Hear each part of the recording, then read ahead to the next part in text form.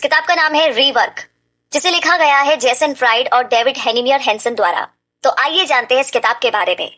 क्या कभी आपको अच्छा बिजनेस आइडिया आया लेकिन उसे लागू करने में बहुत झिझक रहे थे आप? क्या आप इसकी नॉलेज ना होने पर और इस नए बिजनेस में कितना टाइम देना पड़ेगा, इस बात से डरते थे? क्या आपको मोटिवेशन एग्जैक्टली तब मिली जब आपको ये पता चला कि आपके पास तो बहुत कंपटीशन करने की ताकत है, मतलब आप कर सकते हैं? क्या लगता है आपको कि हर इंसान जो कि एक बिजनेस आइडिया के साथ आता है उसे इन सब चीजों का सामना करना पड़ता है? तो जेसन फ्राइड और डेविड हेनिमियर के पास एग्जैक्टली ऐसा ही एक अच्छा आइडिया था और वो इसे अप्लाई करने से डरते नहीं थे और उन्होंने अपने एक्सपीरियंस से जो कुछ भी सीखा वो थोड़ा सा चौंकाने वाला है।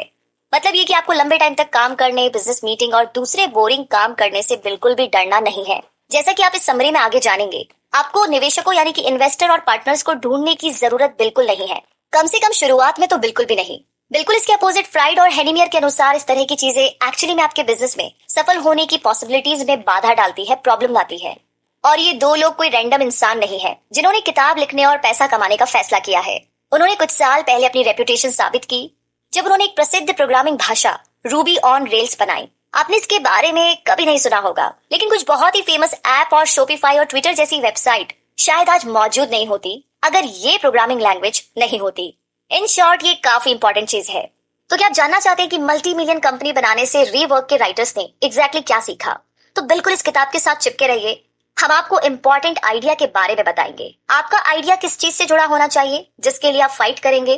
तो बात ऐसी है कि केवल बिजनेस इसलिए शुरू ना करें क्योंकि आप बहुत सारा पैसा बनाना चाहते हैं। बिल्कुल, कभी कभी इस लालची रुख से भी सक्सेस मिल जाती है, लेकिन बहुत बार ये नुकसान पहुंचाता है। ऐसा इसीलिए है क्योंकि अगर आप केवल पैसे पर ध्यान देते हैं तो आप कभी कभी ज्यादा पैसा बचाने के चक्कर में अपनी कंपनी के आसपास के जरूरी कामों पर लापरवाही करेंगे और ये लापरवाही लंबे टाइम में हर एंगल से आपको बहुत नुकसान पहुंचाएगी। मान लीजिए कि आपने एक छोटी सी कंपनी शुरू की है जो कि एप्लीकेशन बनाती है। आपके पास केवल कुछ कर्मचारी है, लेकिन निश्चित रूप से आप फ्यूचर में कहीं ना कहीं से बढ़ाना चाहते हैं, आगे ग्रो करना चाहते हैं। अब अगर आपका ध्यान सिर्फ पैसा कमाना है तो आप शुरुआत से ही इसे फैलाना शुरू कर दोगे और अधिक से अधिक एम्प्लॉय को हायर करोगे। बहुत बार इसका मतलब है कि आप बहुत कम सैलरी देंगे और अनुमान लगाइए कि जब लोग अपने काम के लिए कम पैसे लेंगे तो क्या होता है? आप सही है, वो कम काम करेंगे और ये इतना ही सिंपल है। दूसरी ओर आप एक अलग विजन अपना सकते हैं। केवल पैसे पर ध्यान देने के बजाय आप कुछ ऐसा कह सकते हैं, एक मिनट रुको, मेरी कंपनी के पास एक प्रोडक्ट है और मैं चाहता हूँ कि ये प्रोडक्ट सबसे अच्छा साबित हो। पैसा मेरी कंपनी की क्वालिटी का केवल एक बाय प्रोडक्ट है। अगर अच्छी एप्लीकेशन बनाने का मतलब है कि मैं अपने एम्प्लॉय को ज्यादा पैसे दूं, तो मैं ऐसा करूंगा। ये निश्चित रूप से कई एग्जाम्पल्स में से एक है। आप बिजनेस के हर एरिया में इस टाइप की सोच को लागू कर सकते हैं। गेमिंग, प्रोग्रामिंग, बहुत सारे ऐसे ऑप्शन हैं। हम ये कहना नहीं चाहते हैं कि पैसा एक प्रेरक नहीं है, लेकिन पैसा सबसे इम्पोर्टेंट चीज नहीं है। क्या आपको लगता है कि बिल गेट्स तब भी दुनिया के सबसे अमीर आदमी बनना चाहते थे जब उन्होंने खुद का बिजनेस शुरू ही किया था? शायद नहीं। वो बस एक युवा प्रोग्रामर थे जिन्हें वो काम करना पसंद था और सबसे अच्छा प्रोडक्ट बनाना चाहते थे, और कुछ 30 वर्षों के बाद दुनिया की सबसे मजबूत कंपनीज में से एक को लीड कर रहे हैं। और बिल गेट्स के साथ हम एक और इम्पोर्टेंट सब्जेक्ट पर आते हैं। जो लोग केवल प्रॉफिट के लिए बिजनेस में एंट्री करते हैं वे सफल होते ही बहुत ही शक्तिशाली और फैंसी बन जाते हैं। बिल गेट्स के साथ ऐसा बिल्कुल नहीं हुआ था। आप उन्हें किसी सनसनीखेज मैगजीन के पीले पन्नों पर नहीं देखेंगे। वो अपने बच्चों के साथ भी ऐसे ही है। एग्जाम्पल के लिए बिल गेट्स अपने बच्चों के टेक्नोलॉजी के उपयोग के बारे में बहुत सावधान है, बहुत अलर्ट है। वो जानते हैं कि पैसा कमाना कितना मुश्किल है और वो उनका अच्छे से पालन पोषण करना चाहते हैं, जिन्हें असली चीजों का पता हो। और आप स्वयं यदि वास्तव में सफल होना चाहते हैं तो इस तरीके से कुछ करने की कोशिश करनी चाहिए। कंक्लूजन निकालने के लिए आप जिस चीज से प्यार करते हैं उस पर ध्यान दीजिए। ये उतना कॉम्प्लिकेटेड नहीं है। बड़ी कॉर्पोरेट मार्केटिंग छोटी ईमानदार कंपनियों के लिए नहीं है। मतलब ये कि फर्स्ट चैप्टर में हमने कहा कि पैसे कमाने से ज्यादा इंपॉर्टेंट क्वालिटी फोकस्ड कंपनी बनाना है, तो यहाँ हम उस दिशा में जाते रहेंगे। अगर आप इसको फॉलो करते हैं तो सबसे इंपॉर्टेंट एडवाइस जो रीवर्क में मिलती है, आप स्वाभाविक रूप से एक का पालन कीजिए, एक चीज को फॉलो कीजिए। झूठी मार्केटिंग स्ट्रेटेजीज के बारे में बिल्कुल भूल जाइए। अगर आप रियलिटी में वास्तव में आप जिससे प्यार करते हैं उस पर फोकस करते हैं, यदि आप अपनी चीज के लिए लड़ने के लिए एक्चुअली में रेडी है, तैयार है, तो आपको बड़ी मार्केटिंग की जरूरत बिल्कुल नहीं है। डेफिनेटली आपकी कंपनी का विकास थोड़ा स्लो होगा, लेकिन आप अपना सारा ध्यान उन बातों पर फोकस कर पाएंगे जो मैटर करती है, ना कि उन मामूली मार्केटिंग चीजों में जिन पर सभी लोग ध्यान केंद्रित करते हैं। तो आइए अपने खुद के अनुभव से शुरू करते हैं। आपने कितनी बार टीवी विज्ञापन देखा है, टीवी पर ऐड देखे हैं जिसमें कहते हैं कि इस प्रोडक्ट को खरीदे, ये आपके बालों को पहले से कहीं ज्यादा खूबसूरत बना देगा। तो यहाँ पर उस दोस्त को, सहकर्मी को याद कीजिए जो आपको नजरअंदाज करता है। अब उसे आपको नोटिस करना होगा क्योंकि आपके बाल बहुत खूबसूरत होंगे और अच्छी महक भी आएगी। कहने की जरूरत नहीं है कि हमने पूरी तरह से रियलिस्टिक होने की कोशिश नहीं की है, लेकिन आपको इसका अंदाजा है। जब आप ऐसा कुछ सुनते हैं तो आप तुरंत जान जाते हैं कि ये ऐड तो झूठ बोल रहा है, ऐसा थोड़ी ना होता है। तो विज्ञापन और मार्केटिंग का पूरा उद्देश्य यानी कि उनका विजन आपको कुछ खरीदने के लिए दबाव देना है। इससे कोई फर्क नहीं पड़ता कि उन्हें आपको समझाने के लिए झूठ बोलना पड़े। तो आप इस तरीके की मार्केटिंग का सहारा नहीं लेना चाहते हैं, खासकर अगर आप कुछ ऐसी चीज बेचने की कोशिश कर रहे हैं जिसमें कुछ क्वालिटीज है। बेशक हम ये नहीं कहना चाहते हैं कि आपको पूरी तरीके से मार्केटिंग को नजरअंदाज करना होगा। मार्केटिंग जरूरी है, लेकिन ये भी जरूरी नहीं है कि इस बेईमानी के खेल में बहुत ज्यादा फंस जाए। उदाहरण के लिए कुछ विज्ञापन बनाने की बजाय जिन्हें हम सभी 1000 से ज्यादा बार देख चुके हैं, कुछ ऐसा बनाए जो सबसे अलग हो, कुछ असाधारण हो, यूनिक हो। उदाहरण के लिए कुछ क्रिसमस थीम वाले विज्ञापन बनाने की बजाय आप अपना विज्ञापन ट्रॉपिकल एनवायरनमेंट में बना सकते हैं। इसके अलावा कोका कोला ने पहले ही बहुत सारे टीवी एड्स के साथ क्रिसमस को मोनेटाइज कर दिया है। इसका मतलब है कि कोका कोला के लिए क्रिसमस वाले विज्ञापन प्रॉफिटेबल है और आपके लिए नहीं। इसीलिए सिंपल बने रहे और मार्केटिंग पर ध्यान केंद्रित करने की बजाय एक ऐसा प्रोडक्ट बनाने की कोशिश कीजिए जो इतना अच्छा हो कि उसे मार्केटिंग की भी जरूरत ना हो। चलिए अब आगे बढ़ते हैं और जानते हैं इस लाइन के बारे में। एक वर्कहॉलिक यानी कि काम में डूबा हुआ और एक प्रोडक्टिव इंसान, दो कंप्लीट चीज है। हम एक ऐसे समाज में रहते हैं जो मूल्यों पर काम करता है। ऐसे समाज में हर समय काम में पूरी तरीके से डूब जाना और दुनिया की दूसरी सभी इंपॉर्टेंट चीजों को भूलना आसान है। इससे भी जरूरी बात यह कि यदि आप अपने आप को लंबे टाइम तक काम करने के लिए मजबूर करते हैं तो आप लेस प्रोडक्टिव हो जाएंगे। इसके बजाय आप जितना चाहे उतना काम कीजिए। इसी तरह दूसरों से लंबे टाइम तक काम करने की मांग ना करें। ऐसा करने से आपके एम्प्लॉय आपका सम्मान करेंगे क्योंकि वो देखेंगे कि आप उन्हें इंसान के रूप में मानते हैं, ना कि मशीनों के रूप में। वैसे वेस्ट के लोगों का कहना है कि वो कितना काम करते हैं और पिछले हफ्ते उन्होंने कितने घंटे काम किया है। ये निश्चित रूप से ठीक है, लेकिन इसका मतलब ये नहीं है कि हर किसी को काम में डूबे रहने वाला एकदम वर्कहॉलिक होना चाहिए। काम में डूबे रहने वाले इंसान विशेष रूप से अपने काम के बारे में चिंतित है, उन्हें फिक्र है अपने काम की। वो एक ही टाइम में परफेक्शनिस्ट भी है और ये डेडली कॉम्बिनेशन है क्योंकि इसका मतलब है कि वास्तव में कुछ भी नहीं किया जा सकता। तो आइए एक रियल लाइफ एग्जांपल लेते हैं। मार्क एक अकाउंटिंग फर्म में काम कर रहे थे और अपनी पूरी जिंदगी के दौरान उन्हें अपनी जिम्मेदारियों को पूरा करने का जुनून था, पहले स्कूल में और अब अपने काम पर। तो रिजल्ट ये रहा कि थोड़े से काम टलने के मामूली हिंट पर भी वो बहुत ही बेचैन हो जाता था। जब भी उसे एहसास हुआ कि उसे काम खत्म करने में थोड़ा सा ज्यादा टाइम लगेगा तो वो इतनी टेंशन में आ गया कि उसने काम पूरा करने के लिए सब कुछ अनदेखा कर दिया। उसने खाना, सोना और बाकी नॉर्मल एक्टिविटीज की ही नहीं। तो परिणाम स्वरूप वो लंबे टाइम के लिए बीमार हो गया और वो उस काम को भी करने के लायक नहीं रहा जो कि इकट्ठा हो गया था। तो मार्क यहाँ पर एक परफेक्शनिस्ट भी था। वो हमेशा कुछ गलती ढूंढता जिन्हें ठीक करने की जरूरत होती, और जब वो गलती ठीक हो जाती तो वो दूसरी गलती को ढूंढता और ऐसा करते रहता। कहने की जरूरत नहीं है कि ये उसके लिए उतना ही तनावपूर्ण था जितना कि उसके आसपास के दूसरे व्यक्तियों के लिए जो परफेक्शनिस्ट नहीं थे। इसलिए न केवल मार्क ने खुद को रोका बल्कि उन्होंने अपने सहयोगियों को भी निराश किया। इसका मतलब ये नहीं है कि आपको सभी गलतियों को छोड़ देना चाहिए। ऐसा करने की बजाय तब तक काम करने की कोशिश करें जब तक ये आपको सूट करे। एक एफिशिएंट वर्कर बनने में सबसे जरूरी चीज है कुछ घंटों लगातार काम करना। जब आप वास्तव में किसी चीज पर ध्यान लगाते हैं तो आप फेसबुक मैसेज, इंस्टाग्राम पोस्ट, दूसरे डिस्टर्बेंस से परेशान नहीं होना चाहते। लेकिन जिस दुनिया में हम रहते हैं, इस तरह की चीजों से खुद को अलग करना बहुत मुश्किल है।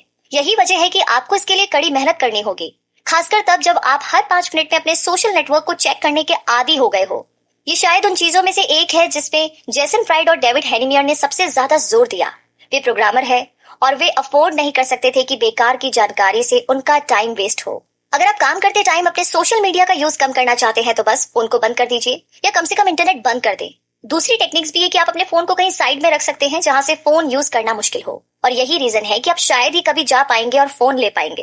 बेशक तरीके और भी है, लेकिन जो आपको सबसे ज्यादा सूट करता है आप उसे ढूंढ सकते हैं। ये डिपेंड करता है पर्सन टू पर्सन। अगली चीज जो प्रोडक्टिविटी के लिए बहुत खराब है वो है लंबी बेकार की स्टाफ मीटिंग। फ्राइड और हेनिमियर को इस टाइप की मीटिंग से सख्त नफरत थी, और यहाँ कारण है कि 10 लोग एक मीटिंग में हिस्सा लेते हैं जो केवल 1 घंटे तक चलती है। इसका मतलब ये है कि 10 घंटे के फोकस्ड काम को कड़ी मेहनत के अलावा किसी और चीज पर खर्च किया गया है। बेशक मीटिंग्स हमेशा खराब नहीं होती है, कुछ इंपॉर्टेंट डिसीजंस लेने होते हैं जिन्हें बिना किसी मीटिंग के नहीं लिया जा सकता। लेकिन यहाँ पर आपको बहुत सावधानी रखने की जरूरत है कि आप इसे दूर तक ना ले जाए। कई तरीके हैं जिनसे कि आप मीटिंग को प्रोडक्टिविटी के रास्ते में आने से रोक सकते हैं। बस मीटिंग की शुरुआत में एक टाइमर को सेट कर लीजिए। जब टाइम खत्म हो जाएगा तो मीटिंग भी खत्म हो जाएगी। बस इतना ही आसान है। इसके अलावा आमतौर पर एम्प्लॉयर्स पहली बार इन मीटिंग्स को पसंद नहीं करते हैं। जो लोग शर्मीले होते हैं वो बहुत सारे लोगों के सामने बोलना पसंद नहीं करेंगे क्योंकि ये उनकी चीज नहीं है। यही कारण है कि आपको ये नहीं सोचना चाहिए कि मीटिंग के दौरान सब कुछ ऑर्गेनाइज्ड होता है। शर्मीली लोगों के साथ आमने सामने बातचीत हमेशा बेहतर होती है। इस तरह की बातचीत में उन्हें और पीछे रखा जा सकता है, जिससे वो शायद बेहतर सुझाव दे पाएंगे और आखिरकार ये उनके लिए बहुत ही कम स्ट्रेस वाला होगा। आइए अब आगे बढ़ते हैं और जानते हैं कि एग्जैक्टली अगर आपको आपका बिजनेस शुरू करना है तो अब इतनी सारी बातें सोचते हैं, इतने सारे प्लान्स बनाते हैं, लेकिन फैक्ट ये है कि आपको उससे कम की जरूरत है जितना आप सोचते हैं। आज के लोग फ्यूचर को लेकर के बहुत सतर्क है, बहुत अलर्ट है। वो अपना टाइम और पैसा किसी ऐसी चीज में नहीं लगाते जब तक कि उन्हें पूरी तरीके से यकीन नहीं हो जाता कि वो काम उनके लिए फायदेमंद होगा। यही रीजन है कि बहुत से लोग कभी भी अपने बिजनेस आइडिया को डेवलप नहीं कर पाते हैं। आज की दुनिया आपको ध्यान से सब कुछ तैयार करने, 10 साल आगे का प्लान बनाने, इन्वेस्टर को इकट्ठा करने आदि के बारे में सिखाती है। तो रीवर्क में आप सीखेंगे कि ये सभी आपके बिजनेस शुरू न करने के लिए बहाने हैं। मान लीजिए कि आपको अपने ही शहर में एक सिंपल सा रेस्टोरेंट खोलना है और ये आइडिया आपके दिमाग में काफी टाइम से चल रहा है और आपका ये इंटरेस्ट इस लेवल पे है कि आप इमेजिन कर रहे हैं और लोगों को खाली प्लेटें लौटाते हुए देखते हैं। तो नेचुरली आप इसका विस्तार करना चाहेंगे, आप इसे आगे बढ़ाना चाहेंगे। हालांकि तुरंत आपके सामने बहुत सारी प्रॉब्लम्स है, कौन सी जगह पर खोले, कंपटीशन कितना है, आपका 5 साल का प्लान क्या है। कुछ टाइम के बाद में आप शायद सब कुछ छोड़ देंगे और अपने कंफर्ट जोन में जाकर के बैठ जाएंगे। तो फ्राइड और हेनीमियर आपको जो यहाँ पर सिखाते हैं वो बस यही है कि वही करना है जिससे आप प्यार करते हैं। बस रेस्टोरेंट खोले और देखिए कि ये कहाँ जा रहा है। एक रेस्टोरेंट को लीड करने के प्रोसेस में आप कुछ इंपॉर्टेंट चेंजेस करने में सफल होंगे जो कि आपको सक्सेस की ओर ले जाएगा और आप इन चेंजेस के लिए पॉसिबिलिटीज यानी कि संभावनाओं को नहीं देख पाएंगे जब तक आप अपना पहला साहसिक कदम नहीं ले लेते। मतलब एक स्टेप आपको उठाना ही होगा इमेजिनेशन से निकल करके। आज इंटरनेट पर आप ऐसे बहुत सारे लोगों को देखते हैं जो कि खुद से ही कंसल्टेंट बने हुए हैं, जो आपको विश्वास दिलाने की पूरी कोशिश करते हैं। वो बिजनेस और एंटरप्रेन्योरशिप को इतने मुश्किल तरीके से बताते हैं कि आप इसे समझ भी नहीं पाएंगे। यही रीजन है कि आपको उन्हें आपकी मदद करने के लिए पैसे देने पड़ेंगे। इन लोगों के झांसे पर ना आए। आमतौर पर उनके पास कोई भी ज्ञान नहीं होता और वो जो भी करते हैं, जो भी कहते हैं, वो सिर्फ बातों में, मतलब कुछ भी उन्होंने रियल नहीं किया है। इसीलिए इन सभी चीजों का ध्यान रखें। और आगे सबसे अच्छी लाइन, छोटा शुरू करने से डरिए मत। ये शायद रीवर्क में सबसे इंपॉर्टेंट चीजों में से एक है। राइटर इसे इतनी बार दोहराते हैं कि हमें सिर्फ इसको बताना है। सबसे पहले छोटी कंपनीज में बहुत कुछ सुंदर है, सब कुछ छोटा है, बहुत ज्यादा पर्सनल है। आप हर एम्प्लॉय को उसके परिवार के बारे में पर्सनली जानते हैं। आप लोगों की एक छोटी सी कम्युनिटी बन जाती है जो कि एक ही आइडिया के लिए लड़ते हैं। ये कुछ ऐसा ही है जैसे हम छोटे होते हैं, हमें सबका प्यार मिलता है, लेकिन जैसे हम बड़े हो जाते हैं हम उस अपनेपन की भावना को खो देते हैं। इसलिए छोटी चीजों के साथ शुरू करने से डरिए मत। पहली बारी में जो कुछ भी आपके पास है, जो कुछ भी काम करता है, उसका यूज करें। देखिए कि चीजें आपके लिए कैसी चल रही है। बहुत ज्यादा कर्जों में ना डूबे। अगर आप बहादुरी से अपना बिजनेस शुरू करने का डिसीजन लेते हैं तो चांसेस है कि आपके पास पहले से ही एक नौकरी हो। अपनी पुरानी नौकरी को पूरी तरीके से छोड़ने की बजाय दोनों करने की कोशिश करें और देखिए कि चीजें कैसी चल रही है। अपने नए बिजनेस पर अनगिनत घंटे ना लगाएं, बस इसके बारे में सोच करके शुरुआत करें और हफ्ते के कुछ घंटे अपने बिजनेस आइडिया को डेवलप करने के लिए दें। कुछ टाइम के बाद आप ये तय करने में सक्षम होंगे कि क्या आपको अपनी पुरानी नौकरी को पूरी तरीके से छोड़ देने की आवश्यकता है। छोटे से शुरू करने का मतलब है कि आपकी कंपनी के कुछ सेक्टर अनडेवलप्ड रह जाएंगे। ऐसे सेक्टर्स पर आपको शुरू से ध्यान देना चाहिए। ये कोर सेक्टर है। ये कुछ ऐसे सेक्टर है जिनके बिना आपकी कंपनी काम नहीं कर सकती है। तो आइए एक बार फिर से उस रेस्टोरेंट का उदाहरण लेते हैं। ऐसी जगह खोलने के लिए जरूरी चीज बेशक फूड इंग्रेडिएंट्स और आप बेस्ट इंग्रेडिएंट्स हासिल करना चाहते हैं। दूसरी ओर कौन बेकार के सामान के बारे में परवाह करता है। जैसे कि रेस्टोरेंट पर कुर्सी की क्वालिटी, अगर आप उस पर बैठ सकते हैं और नीचे नहीं गिर रहे हैं तो वो अपना काम कर रही है, कम से कम शुरुआत के टाइम पर।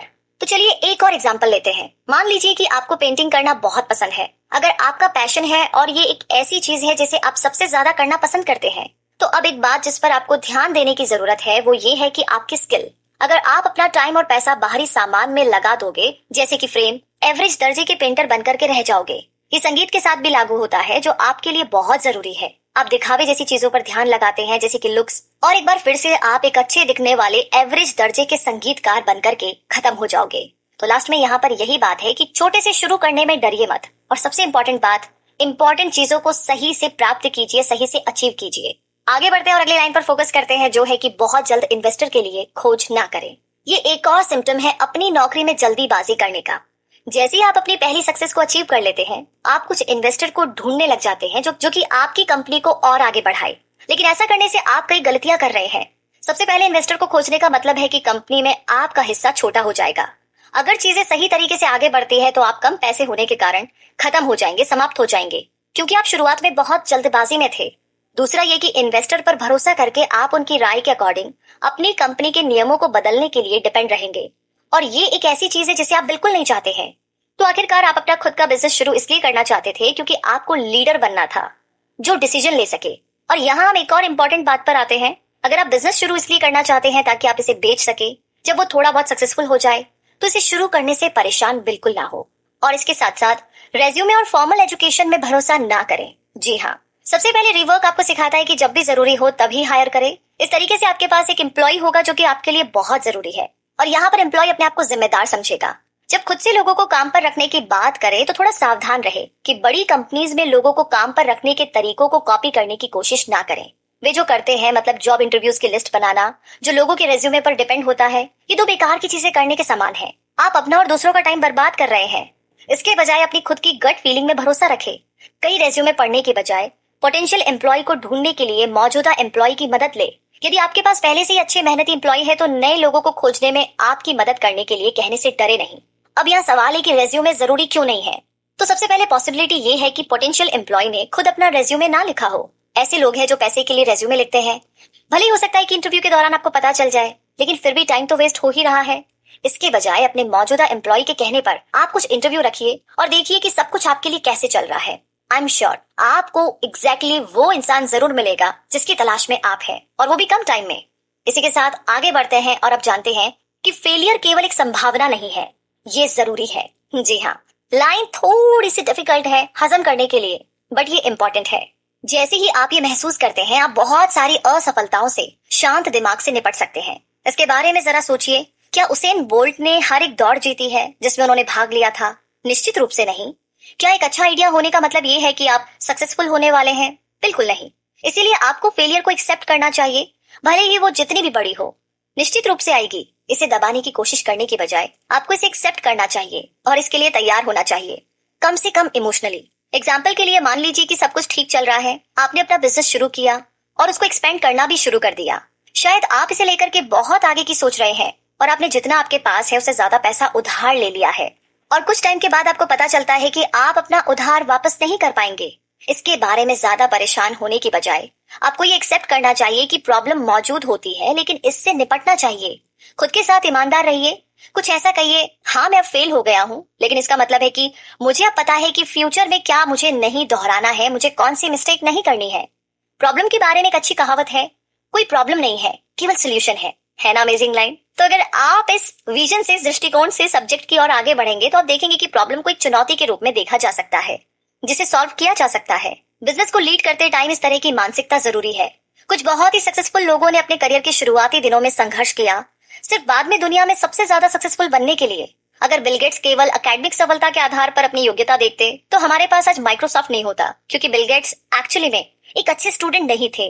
मतलब कितना सुकून मिल रहा है ना सोच करके कि अगर आपकी रैंक कम आई है, आप एवरेज है पढ़ने लिखने में, तो भी आप सक्सेसफुल तो हो सकते हैं। तो कंक्लूजन ये निकलता है कि हमारी राय के अकॉर्डिंग ये सबसे जरूरी सीखने वाली चीजों में से एक थी, लेकिन हम आपको अपने दम पर किताबें पढ़ने के लिए एनकरेज करते हैं और खुद को जज करने के लिए भी कहते हैं। शायद आप कुछ ऐसा ढूंढ सकते हैं जो आपकी पर्सनल प्रॉब्लम से रिलेटेड है, और लास्ट में आपको इन सभी स्टेटमेंट्स को याद रखना चाहिए जो रीवर्क में मिल सकते हैं। तो पहला ये है कि आपका बिजनेस आइडिया कुछ ऐसी चीज से जुड़ा होना चाहिए जिसके लिए आप लड़ेंगे। केवल इसलिए बिजनेस शुरू ना करें क्योंकि आप इसे कुछ सालों के बाद बेचना चाहते हैं। कुछ ऐसा कीजिए जो एक्चुअली में आपके लिए मायने रखता हो। दूसरा है कि बड़ी कॉर्पोरेट मार्केटिंग छोटी ईमानदार कंपनियों के लिए नहीं है। बड़ी कंपनीज के मार्केटिंग के तरीकों का प्रयोग करने की कोशिश ना करें, खास करके अपने बिजनेस के शुरुआती दिनों में। इसकी बजाय सबसे जरूरी चीजों पर ध्यान दें। तीसरा है वर्कहॉलिक होना और प्रोडक्टिव इंसान होना, दो कंप्लीट चीजें हैं। अगर आप देखते हैं कि काम थोड़ा धीमा चल रहा है तो घबराइए नहीं। अनकंस्ट्रक्टिव और चिंता वाले काम पर कई घंटे बिताने के बजाय इसे आसान बनाएं। टहलने जाए या पुशअप्स का एक सेट करें, और 1 घंटे का फोकस्ड काम 10 घंटे के वर्कहॉलिक काम से बेहतर है। चौथा है कि आपको अपने बिजनेस को शुरू करने के लिए आप जितना सोचते हैं उससे कम की जरूरत है। शुरुआत में से सिंपल और छोटा रखने से बिल्कुल ना डरे, ये लंबे टाइम में आपके लिए फायदेमंद रहेगा। पांचवा है कि छोटे से शुरू करने से डरे नहीं। छठा है कि इन्वेस्टर के लिए बहुत जल्दी ही खोज ना करें, वे आपको खरीद लेंगे और आप अपनी खुद की कंपनी पर कंट्रोल खो देंगे। सातवां है रेज्यूमे और फॉर्मल एजुकेशन में भरोसा ना करें, जैसा कि फ्राइड और हेनिमियर का कहना है कि अपनी खुद की इंस्टिंक्ट पर भरोसा करें। अपने एम्प्लॉय से पर्सनली मिले और उनसे पूछें। आठवां है कि असफलता केवल एक संभावना नहीं है, ये जरूरी है। हर कोई फेल हो जाता है, आप भी निश्चित रूप से होंगे। यही कारण है कि आपको ये एक्सेप्ट करना होगा कि आगे कुछ प्रॉब्लम आएगी और आप उससे डरने और घबराने वाले बिल्कुल नहीं है, क्योंकि एक्चुअली में कोई प्रॉब्लम नहीं है, केवल सोल्यूशन है। तो इसी के साथ दोस्तों ये समरी यहीं पर समाप्त होती है। ये समरी आपको कैसी लगी और आपको एग्जैक्टली समरी के बारे में कौन सी बात बहुत अच्छी लगी, प्लीज कमेंट बॉक्स में लिख करके जरूर शेयर कीजिएगा। साथ ही आगे आप किस समरी को सुनना चाहते हैं, किस किताब के बारे में जानना चाहते हैं, वो भी हमें जरूर बताइएगा। और साथ ही गीगल